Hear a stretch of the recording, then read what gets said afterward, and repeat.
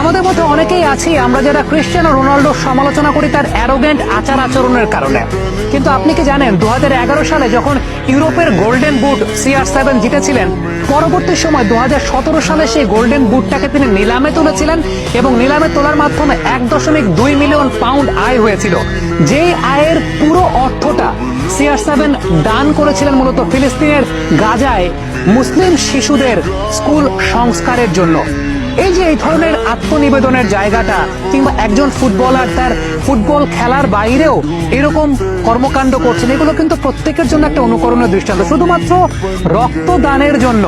রক্তদানের জন্য তিনি শরীরে কোনো প্রকার ট্যাটু অঙ্কন করেন না। আমরা বিশ্বব্যাপী অনেক ফুটবলারকে দেখি যে শরীরব্যাপী ট্যাটু করছেন, এটা একটা ফ্যাশন বা আইকনিক একটা স্টাইল হিসাবে ব্যবহৃত হয়। বাট ক্রিশ্চিয়ানো রোনাল্ডো ট্যাটু ছাড়াই তিনি আইকনিক স্টার। কারণটা হচ্ছে তিনি ট্যাটু গ্রহণ করেন না, এই কারণে তিনি রক্ত দিতে পছন্দ করেন।